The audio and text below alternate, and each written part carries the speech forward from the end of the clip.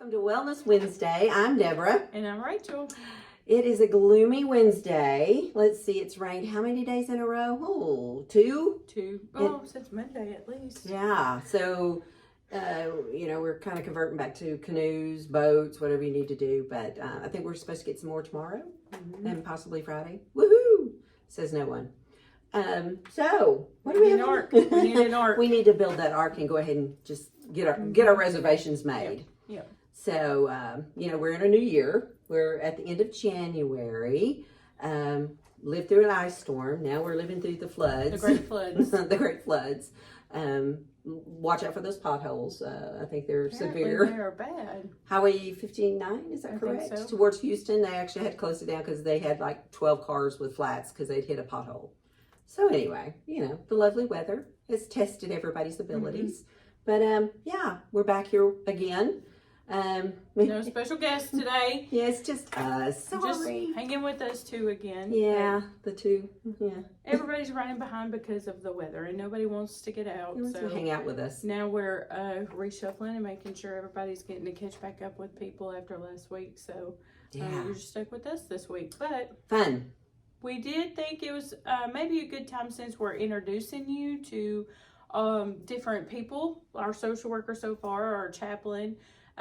We haven't had a nurse come on yet. No, we haven't. Yet, but, or transportation. Or there's still quite a few. And when you enroll with hospice or, sign up, you get a whole team. And we've talked about the team before, but you actually get your nurse that comes, you get a CNA that will come, chaplain, social worker, volunteer, a nurse practitioner, and then you also have your actual medical director. That's over your case. Yes. That's all over your care and sees you. And as you have different people coming into your home, each one of those people play a different role in your care, but they're part of your team. They are. And they all meet weekly to talk about your care and what your needs are, and maybe if you need med adjustments or resources for your home. So that's why you have so many moving parts to your team, but the people that are coming in and out of your home. So, it's a little overwhelming sometimes. I understand, because having a hospice experience, it is overwhelming. But the great part is they're there to help you navigate this new life that you have with hospice, and to give you quality of life.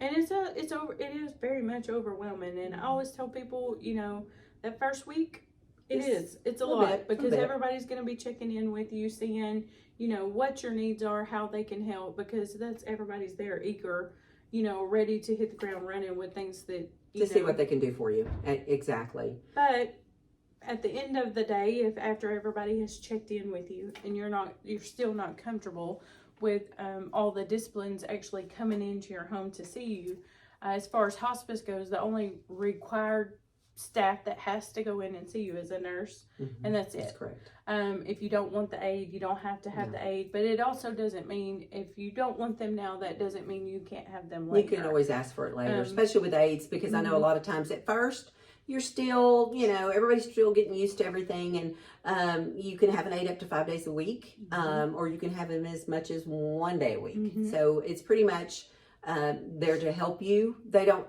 and even if that patient is still able to give themselves their own bath, but they're a little unsteady on their feet, they can be there to just monitor and assist to make sure there's, they don't fall and hurt themselves. And they're trained to do that.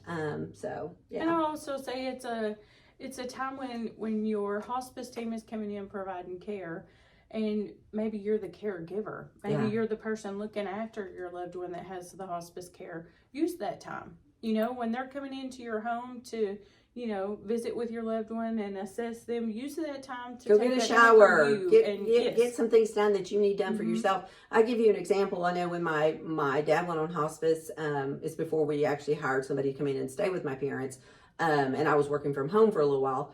I would take that time to get a shower, run to the grocery store. I say, how long do you think you'll be here? I'm going to run down to the store, grab a few things, and I'll be right back.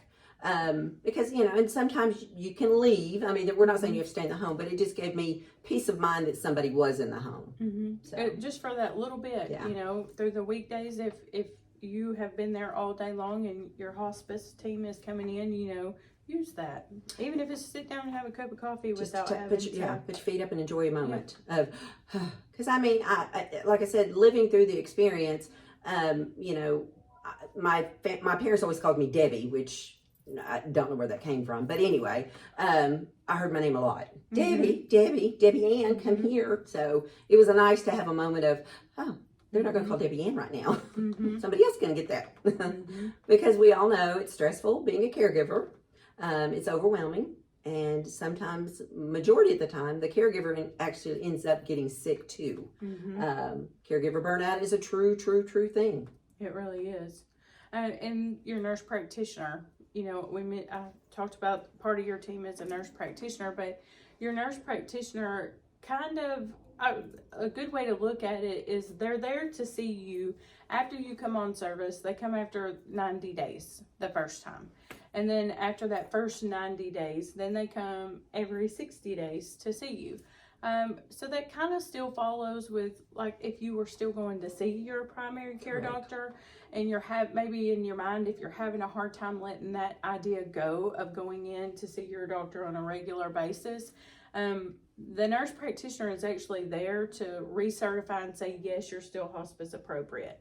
But they're also going to be doing a full assessment. So if there's concerns or things going on, if there's big changes that maybe you haven't noticed until, after the nurses have gone, or, there's things that you're starting to see that you want more information on, that's what that nurse practitioner visit is for. We call them a face-to-face. They come sit down with you, they do their assessment like you've gone into a doctor, and they just make sure you're still qualified for hospice. Right. So that's a good time to ask questions that maybe you would normally ask at your, visit. And that's just another level of care. If you, maybe you hadn't had labs and you don't understand why you haven't had labs, but you need to hear it from, someone like a doctor. So you're, still feeling like you're getting that care, because it doesn't go away. You're still going to be treated for stuff. But it's that peace of mind. I'll tell you another thing, a lot of times when your nurse is in the home and you're the caregiver and you have a moment to step away, I always made notes because I didn't always remember everything when they were there. So I just had my little notebook and I'd pull it out and say, oh, by the way, what does this mean when this happens? What's going on with this? So that's another way of being able to, make yourself a journal. Because if you're like me, lack of sleep, whatever the case may be, I don't have that great of a memory. And this was 20 years ago, and I really didn't have a memory there either. So I went back to my journal and go, oh, I do have a question. Look at, what does this mean? That reminds me, after I had Joe, it had been 12 years since I had You had a refresher course. And so that first initial visit of taking him in to see his pediatrician. You're that new mommy again. Yeah, it was. But she got tickled at me for the second and third visits that we did. Every time I came in, I had things in my phone. Like I had opened up the notes and made, like I had a whole running list. So every time she would get done looking at him and, like, I'm like, okay, here's so all the list of stuff. Here's I need a minute now. And she got tickled. She said, well, after all this time, and I said, well, things change, and I don't remember it like I used to. Yeah. And then and have all the new equipment that goes with it. I'm like, what's that for? Yeah, but you also, and in the moment's time, you may have something come up that you like. I need to know these things. I need to know, but if it's not front and center, you forget to ask about it until it happens again. Out of sight, out of mind. And then you're like, oh. Why didn't I ask this when I was there? Or why didn't I ask while they were here? Well, I've heard so many times from family members, not just my family members, but other family members that have been on hospice. I just hate to bother you. I just don't want to bother you. You're not bothering them. That is what they're there to help you with. So if something comes up and you go, oh, I'll remember. You won't. Just write it down or call them. You're not bothering anyone. No. Not at all. And even if maybe you have the aide coming in to see you during the visit and they're, doing care and you ask the aide can still, most of the time, our aides, when they have gone in and provided care for somebody, they're communicating with the nurse. Yeah. If they're not there every day, they're communicating things that they see. Those aides are in our meeting that we have every week. The aides are here too. Like every single part of your care team is participating and trying to make sure that everybody's getting the best care possible. So to kind of describe at IDT, we have them on Wednesdays for hospice. The medical director's here. You've got your chaplains, you've got your social workers, you've got your case managers, your aides, all of them are in here, and they're talking about each individual person that's on hospice and, has what's been going on, what changes, So they're on top of it to make sure that they give the best care they possibly can. So that's just kind of every Wednesday they're in IDT for hospice, and every Tuesday they're in IDT for home health. So it's a little bit of both. And during the hospice, even if you're on palliative, which we've talked about that, we review that as well, and just talk about changes, things that are happening, so that we again can give the best care we possibly can to each and every patient in our on our services. And so you get a bereavement coordinator too. Yeah. And she'll eventually end up on the show and talk with everybody as we work everybody through. But our volunteer coordinator is also our bereavement coordinator. And last week when we had Augustine on, and he was talking about still following families after somebody's passed away, there is actually a person that's all that they do, besides helping with volunteers. But their goal is to follow up with families.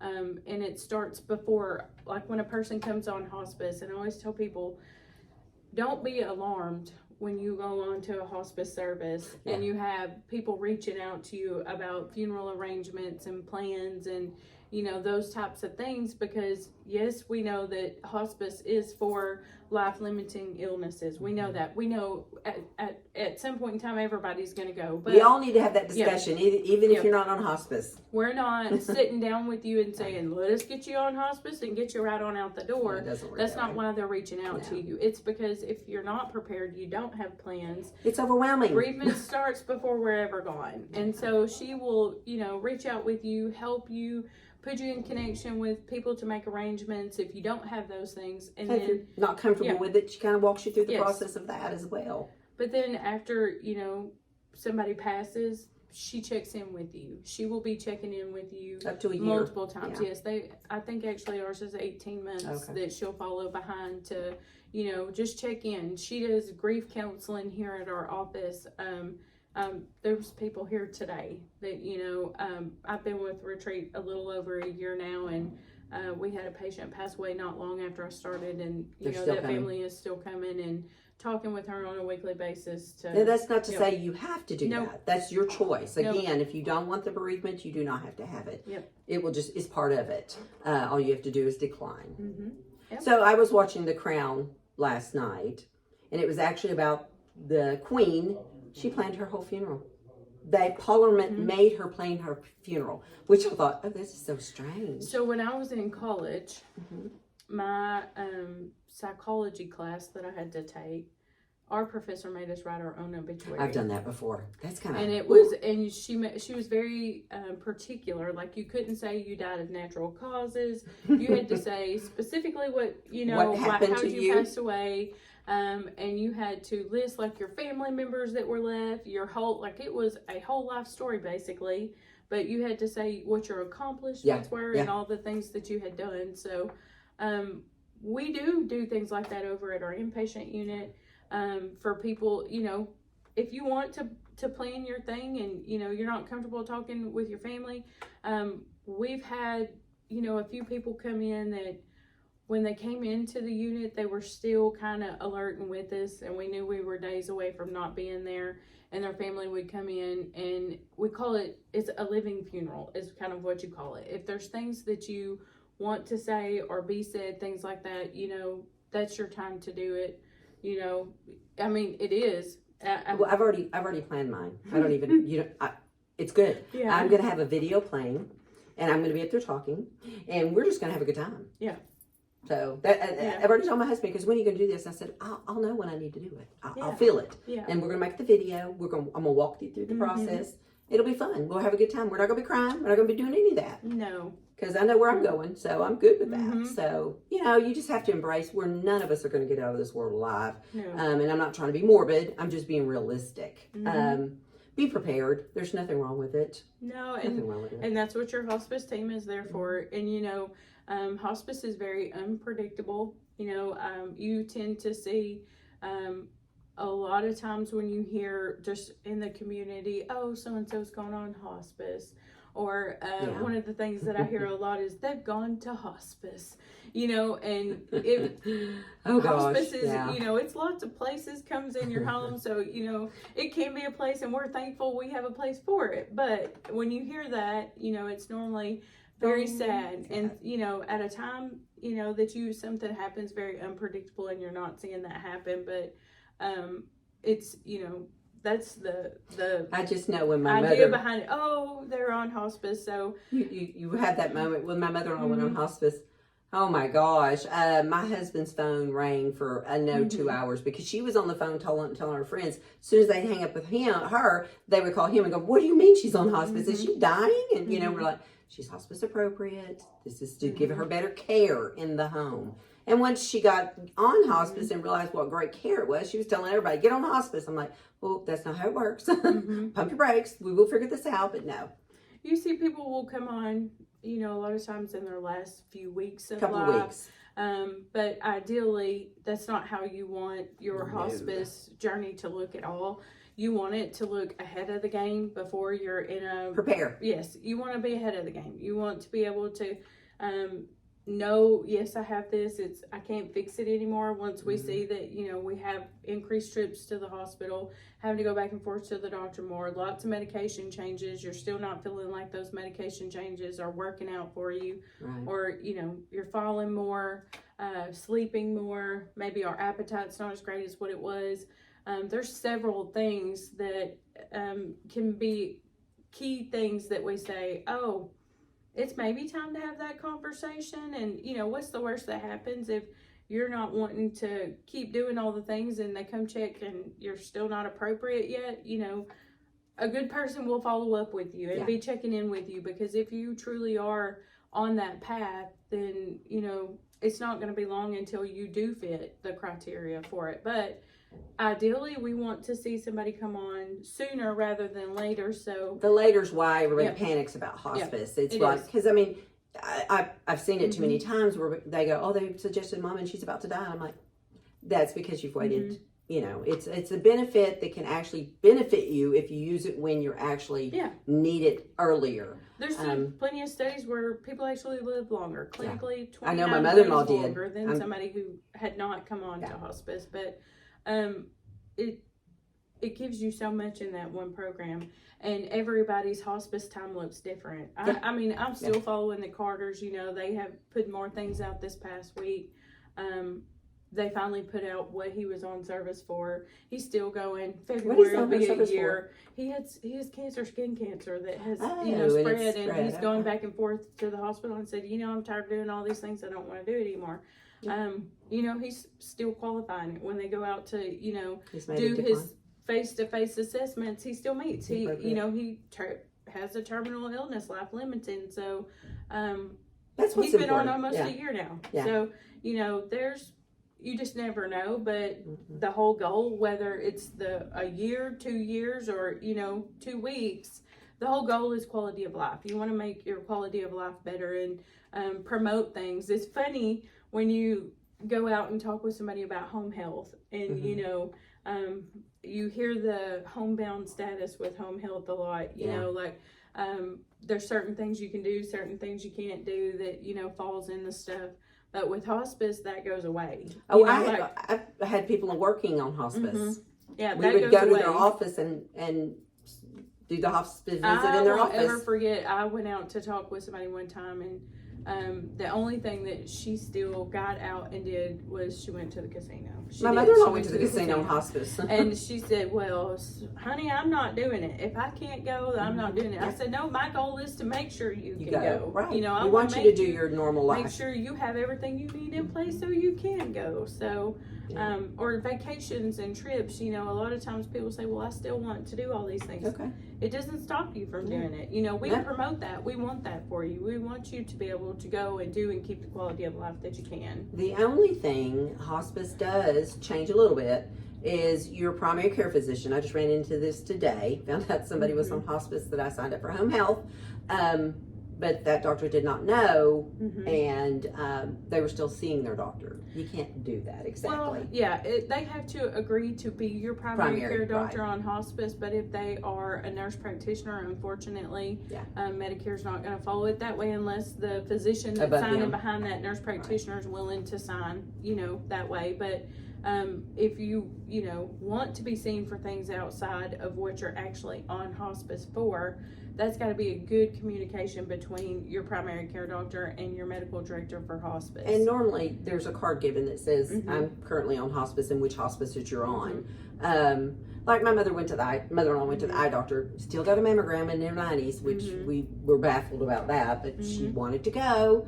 There were other things that she was able to still go. I think it was more of a socialization for her. She liked to socialize, but that does not change. You can still do that. But seeing your primary care physician, unless they're going to follow you, then there's a medical director over the hospice that will become your primary, basically. And they'll take care of you even when you have a common cold. Because the nurses out there, when you first start and you're not, usually it's once a week. That's normally what happens. And then again, you can have the 8 5 days a week, or you can have one day, or you can have none. But the nurse will need to come out one day a week. And then as you progress in your disease process, it can go up to 7 days a week. It is. Or maybe you have been in the hospital and you're coming out and you're still, really, like you're sick. Then they're initially going to come out more often than not. Or let's say you've been going pretty good and you have a fall. We're going to increase those nursing visits. They're going to see you more frequently. And it can go backwards. It can go back. If you start 3 days a week, it could go back to 1 day a week as you got better. And it's going to work at your pace, what's going on in your home. How you want it to look. That's also the liberty of, once you sign up for hospice, I always tell people, you see people with special diets and you see all these things, and yes, we need to follow that, but you're the one. You're driving the bus. You're driving the bus. You're the driver. We're in the back. We're here to monitor and help you and figure out what's going on, but you're the driver.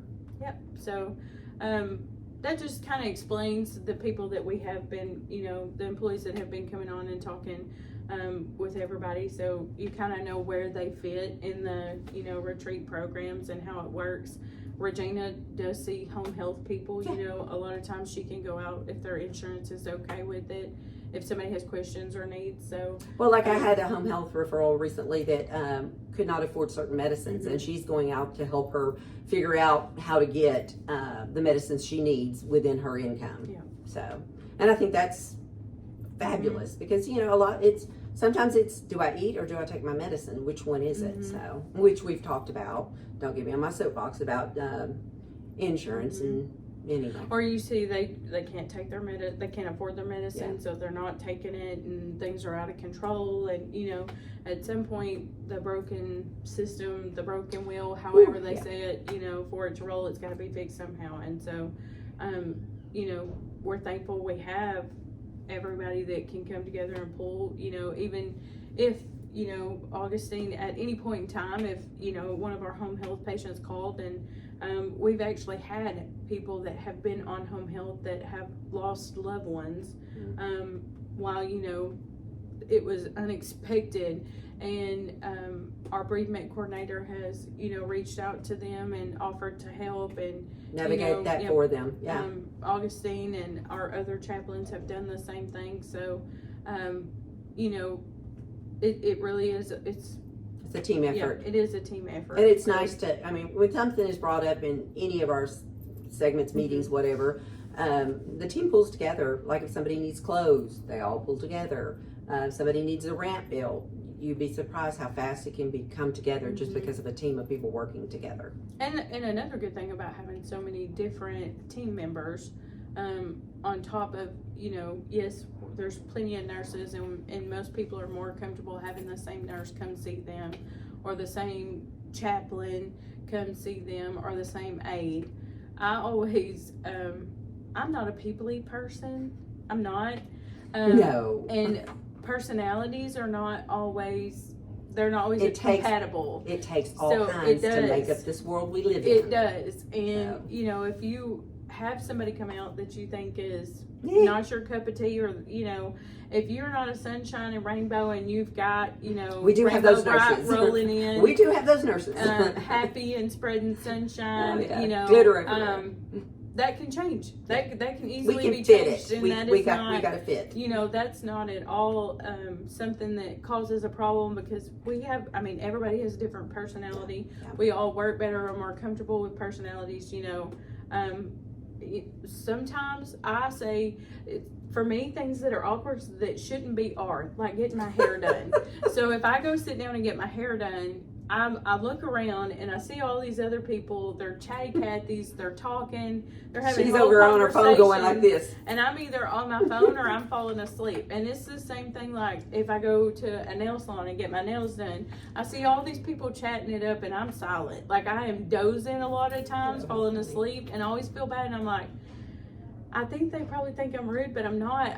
I'm just, it's my quiet time, I guess. So it's the same thing. If somebody's coming in and providing care for them, you want whoever's coming into your home, you want to be comfortable with them. You want to be able to connect with them. And if a personality's not right, then that's a phone call. It's a conflict. If I've gone out and talked with you, normally before I'm out the door, I tell you, hey, it's your home. It's your health care. Yeah. If you're not happy with something, you call me and we're going to make sure that it's right. Gotta let us know. Not everybody's my cup of tea, and I'm not everybody's cup of tea. So. And I'm chatty Patty. I'll go. I don't meet a stranger. So I'm in the elevator. She's over looking at me like, "Are you really having a conversation with this person yet again?" I'm like, Yeah. But it's okay. Like I said, some of us love to talk, and some of us we like to talk when we want to talk. Yep. I'm normally there for, I will talk with you after we get going and get warmed up. But if I'm there for a purpose, let's, get that. She's done. focusing on that. Yeah. And I'm over here going, wow, that's really pretty. I love this. Where'd you get this?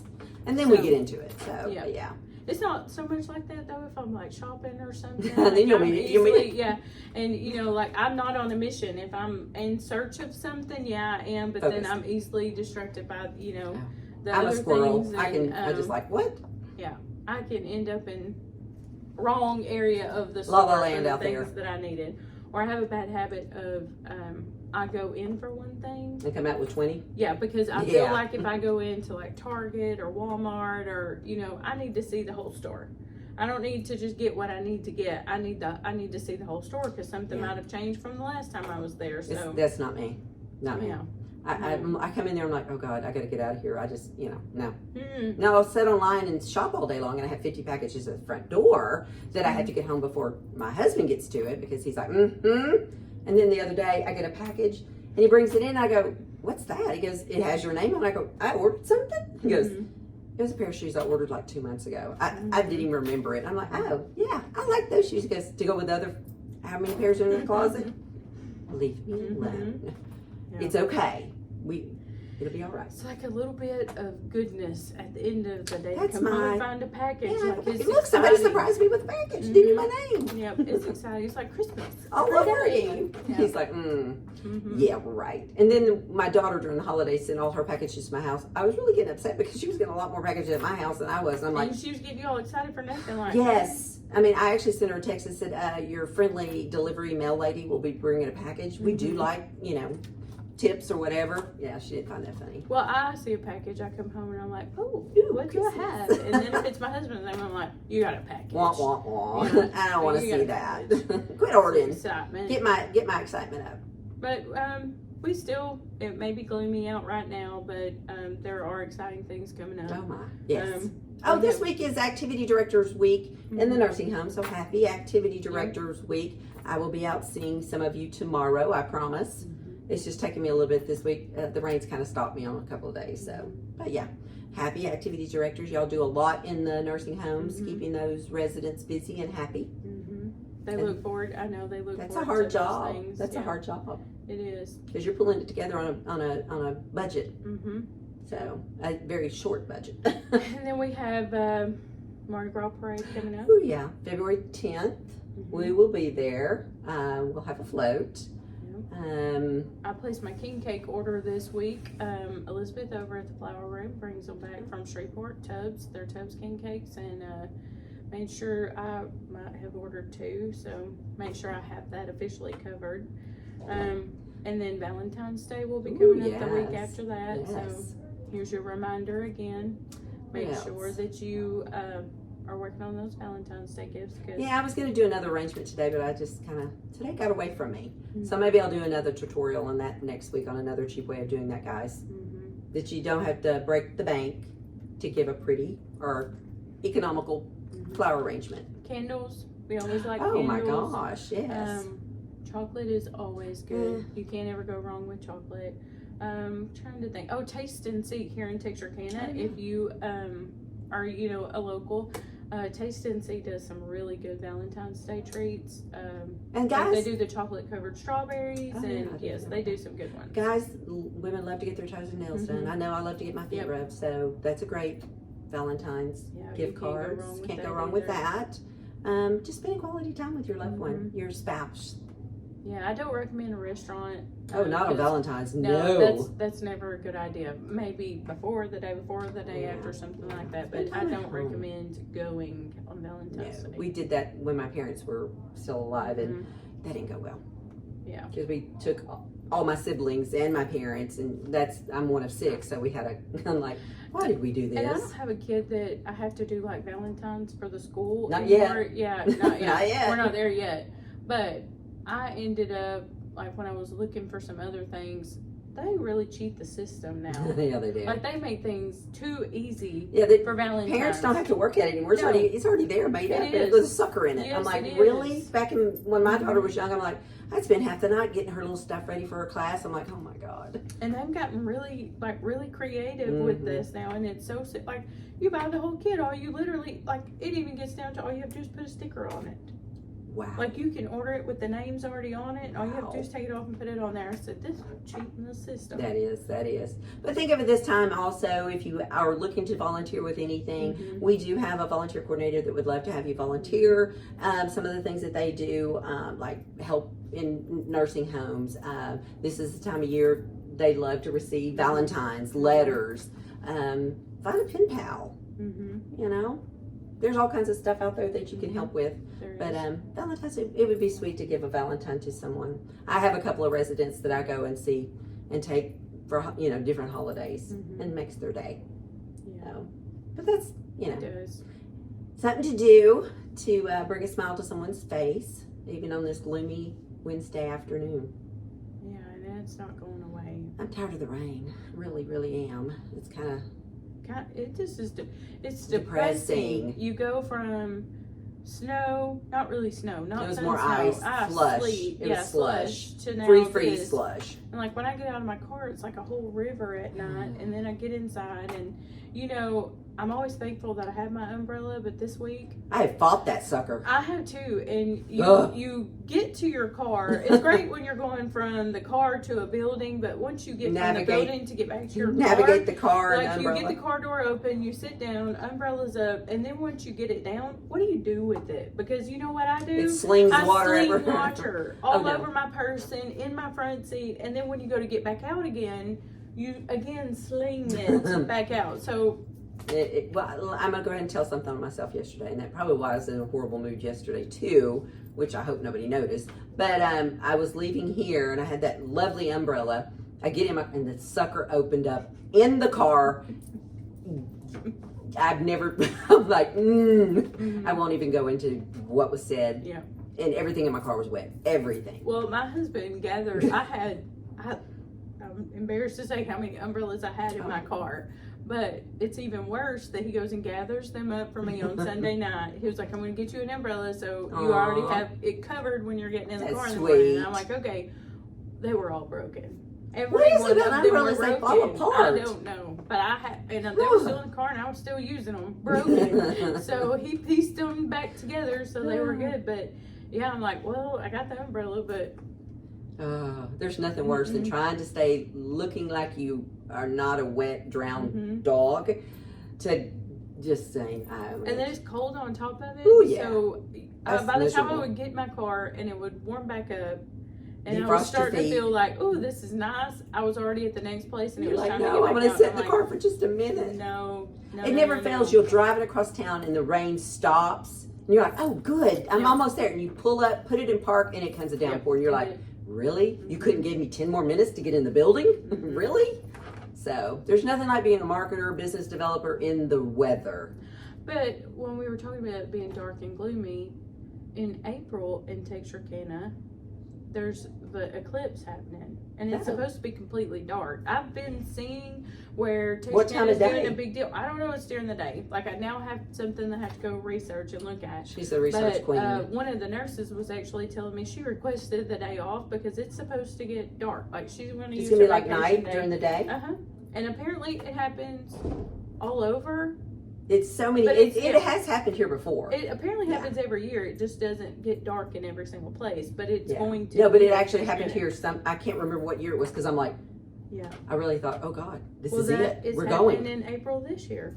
Oh, I hope it isn't April 15th. I don't know. I'm gonna have to look at it because I know Texarkana is doing something downtown, like they're doing an event, a celebration or something. for it. Yes, so I'm gonna have to look at that. That's pretty cool, I guess.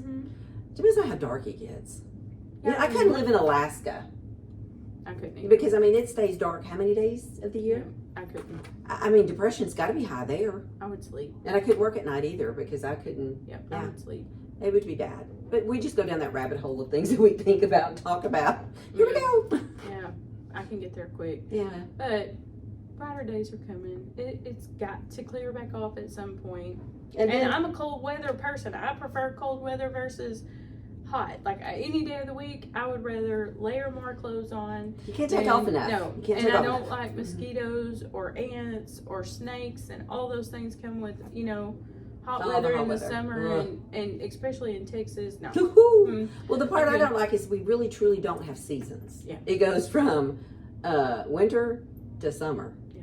Well, we may have seasons in the morning. I'll put it that way. We may wake up and it's wintertime. By lunch, it could be springtime, and by in the evening, it's summer. So there's really not any fall in there, I guess. I don't know. But yeah, but it is Texas. Yeah, it is. And, we'll be on here in June or July complaining about how hot it is. Just like we're complaining about it's dark and gloomy outside. So, you can't please us. We just can't get happy about it. Nah. Texas weather. What can you do?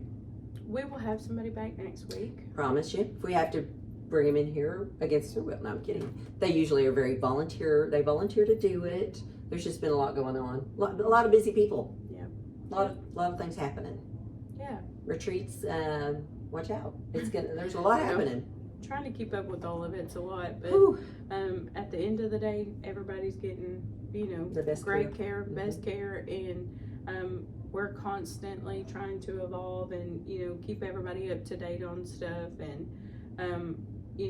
every time we get ready to sit down and talk on Wednesdays, it's always what do we feel like people need to know about? What are we going to talk? How can we don't plan it. I bet y'all can't tell we don't plan this. I bet you thought we planned this whole thing. It's normally it's time to do it. Let's hop on and see what we're going to do. So it's whatever leads us to it. Yeah. So whatever. So I hope you guys are getting information that you feel is useful, or we said it in the beginning, if there's something you want to know about a topic you need, reach out to us. That's what we're here for. If we don't know it, we'll get the answer to it. I don't know about you, but I've had several people stop me in the community and say, oh my God, I love y'all's banter and how y'all are talking about different things, but then y'all talk about something off subject. It's just us. We're just here to kind of give you some education, help you with the process if you need it. If you don't, just listen to the other parts of it, I guess. Whatever it gives to you, that's what we wanted it to do. So hopefully it's helpful. If not, let us know what would be helpful. And if you got something that you can bring back to us to help us, reach out. We are on it. Come on. You want to come sit here with us? Yep. Come sit with us. We'd love it. Yep. You can actually ask us questions. Yep. We like that. That would be fun. Yeah. Anyway. We plead the fifth sometimes, but I love that. Maybe. Yes. We all have a good Wednesday afternoon. Try to stay dry and warm. Yes. It's almost we still have winter in February, so we'll make it through it. Happy Wednesday. Have a great evening. We'll see you next week. Bye. Choose excellence in healthcare. Choose Retreat Healthcare Services.